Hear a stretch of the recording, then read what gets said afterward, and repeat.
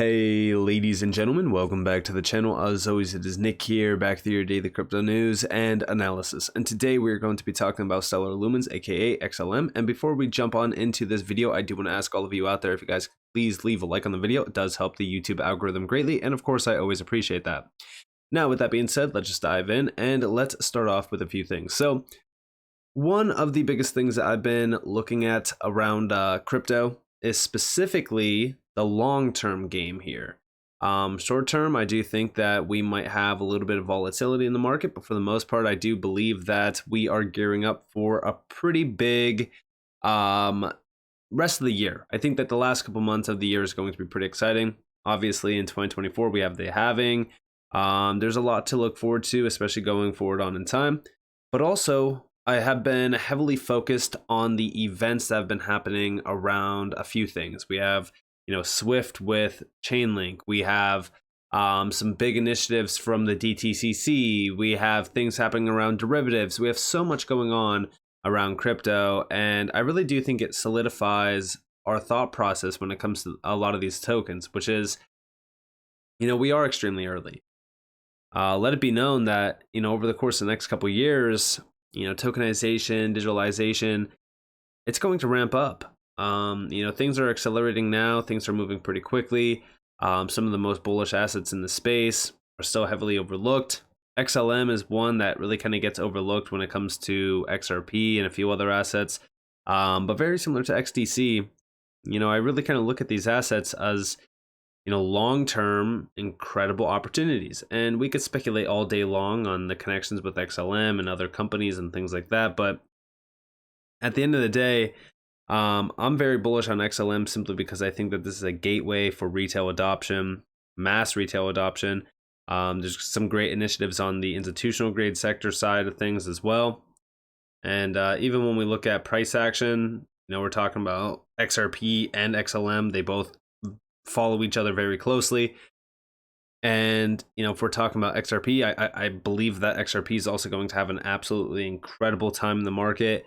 Utility is finally being shined upon. And when I go back to the 2023 roadmap, even on Stellar's website, this is all talking about utility, right? We even see here that it started with the emergence of a war that has displaced millions of people, in turn setting off a global economic downturn followed by failures within crypto as a result of bad business practices paired with volatile assets, and closed with ample skepticism about the value of this technology. And that was 2022 summed up, right? But when we look forward 2023, their strategy, utility is the growth exponent, right? When we look at utility, it's a very vague term. A lot of people think that utility is me paying for goods and services with XLM, or me going out and tokenizing something, and all of a sudden I'm using XLM as the backbone to that. Let it be known that utility comes in all shapes and sizes. Payments using these assets, sure, it's utility. What I really kind of look at when it comes to utility is change. How can we change things? How can we make things a lot more efficient? When we look at Stellar, when we look at Ripple, when we look at Zinfin, or any of these other networks, they all have things in common. The common practice is they are making things a lot more efficient. When we look at Stellar, they're changing the way that the P2P sector is transacting, sending money, receiving money. And of course, there's a lot of other great things that Stellar is doing around tokenization. Obviously, they have their CBDC side of things, but I'm mainly focused heavily on the on and off ramps to and from crypto, which is vital. And then also, they even say here that utility is our focus for 2023, solving real world problems. And one we must lean into with a commitment to urgency, outcomes, and a motivation to make change, with delivering utility as our guiding principle. We will be able to bring more builders to the network, and with more builders, that utility grows exponentially. And the builders, it's really a huge thing. I think one of the biggest arguments around Stellar is there's not enough utility cases, more so use cases on the network. We want to see much more projects building on it, because that's where the real value comes from in terms of XLM or even XRP, which is the ledger, right? Things being built on the network. Well, Sorbonne's coming, which is going to be heavily focused on scalability and decentralized use cases and things like that around DeFi, which I think is going to be huge. I think that their overall goal here is mainstream adoption. And with that, we also need use cases, projects, things like that that are enticing for those individuals coming over to the space. And we've talked about it, right? There's a lot of great things to really kind of look at in terms of mainstream adoption, but for the most part, I think that right now Stellar is heavily focused on the utility side of things and creating those use cases and initiatives that are going to really kind of pioneer the next, give or take, 500 million users around blockchain and crypto, and finally get to that 1 billion mark. But also, I think that we should be looking at XLM and what's happening around XLM and the token itself. Recently, we just got listed on BitGet, which is a massive exchange. They have 1.1 million followers over on Twitter. This is a huge T1 exchange around XLM. This is a big game changer. I love to see this. I think that it's been, I don't even know how long since XLM got listed on a major exchange, but it's been on all of the T1 exchanges like Binance, Coinbase, etc. for a while. But this is just another one to really kind of add to the list. Also, as we look at a few things, they posted this in response to Adam from RWA XYZ. This is a pretty huge statistic. So we do see our tokenized treasuries dashboard now shows network/layer 1 dominance. Standings today: Stellar $304 million versus Ethereum's $291 million and Polygon's $24 million. This is a huge statistic, and it's actually very exciting to see the dominance that Stellar has within the treasury market. And remember, like, this is all around tokenization. And tokenization is one that they've been really kind of focused on for a while as well. If we actually go over to Stellar's website, we see here, Stellar for asset tokenization, tokenize real world assets or value on the network built for asset issuance. Again, another great opportunity around utility. Like I said, utility, paying for goods and services with these assets, tokenizing things of value with, the network being the backbone. All of this adds a great deal of value to the network. When you're tokenizing value, you're creating digital twins on the network. This is big. And we even see here that with Stellar, you could easily create, issue, and manage digital representations of fiat and real world assets, tokenize value from CBDCs, stablecoins, securities, and more, and leverage Stellar's built-in customizable features and compliance tools to help meet your organization's use cases and standards.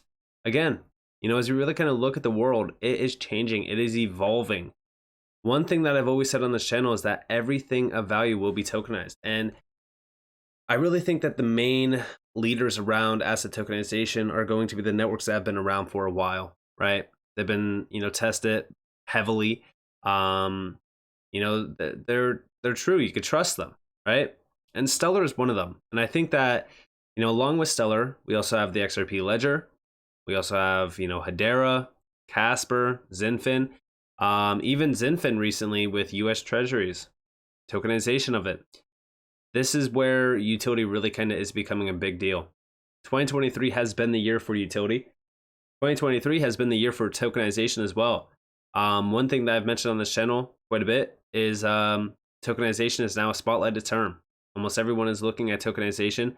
Almost everyone is talking about tokenization, and it's simply because of the efficiencies tied to it. Everything of value will be tokenized. Global real estate, $300 trillion market. Equities, $100 trillion plus global market. Derivatives, 600 trillion notional value. I mean, anything of value will be touched by this technology, and it's very, very exciting. And also, if you wanted to learn more about any of this, you guys can go over here and download their tokenization PDF file. But for the most part, what you really need to know is that we are in the age of utility.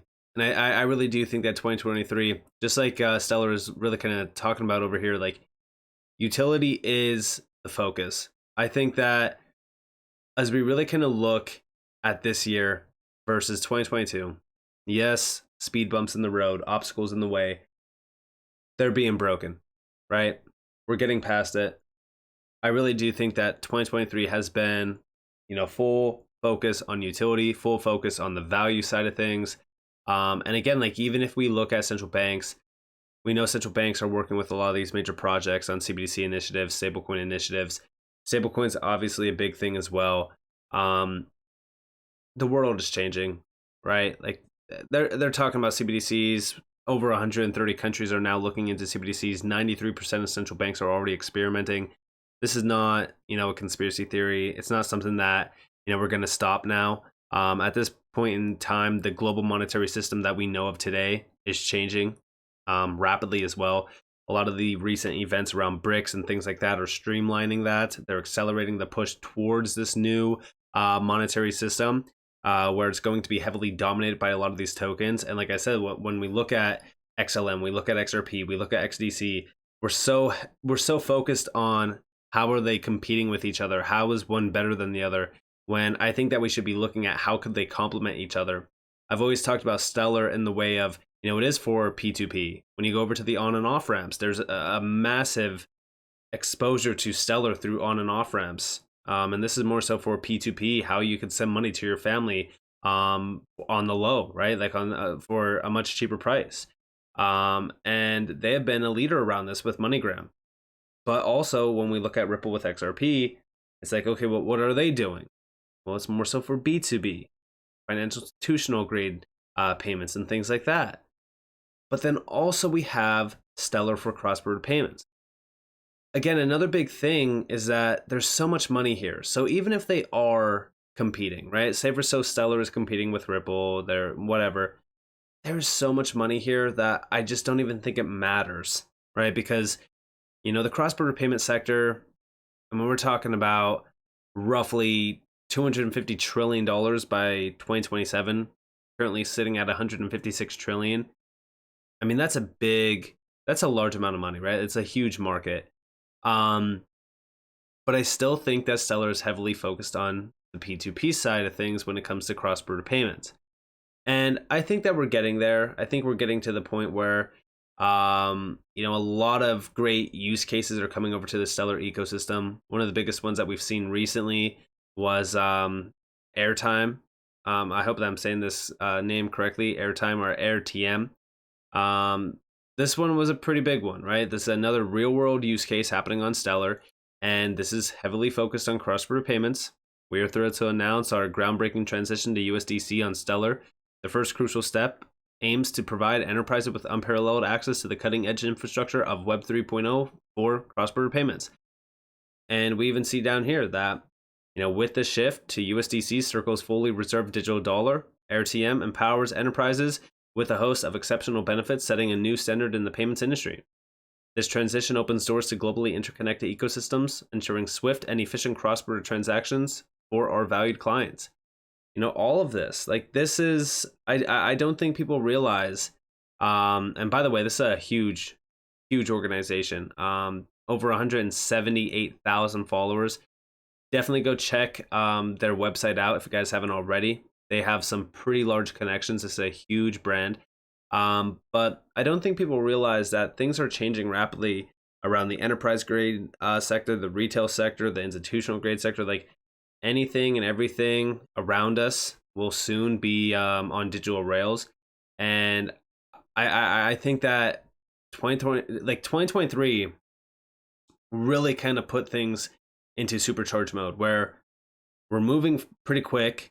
I know that when we look at price and stuff like that, like, yeah, hey, look at, year to date, Stellar's only up 7%. I get it. All right. Price isn't really kind of caught up to things.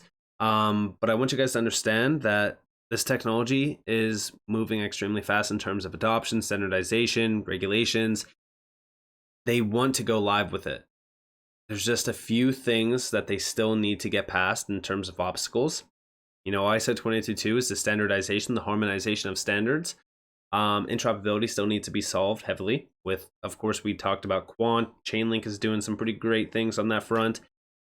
But then regulations. We still need a global regulatory framework that's going to harmonize things. I've been heavily focused on the FSB for that. But everything is coming together at a great time. where I do think that a lot of these utility tokens like XLM are going to be extremely valuable. And, big things are happening here. If you blink, you might even miss it. But I think that we need to be focused on other things outside of just price action alone, at least in the long-term side of things. So with that being said, I hope that you guys enjoyed this video. If you guys did, definitely leave a like, subscribe, turn notifications on. If you guys want more free content, you guys are more than welcome to follow me on Twitter and join the free Discord down in the description below. And with that being said, guys, it's been Nick. Peace out.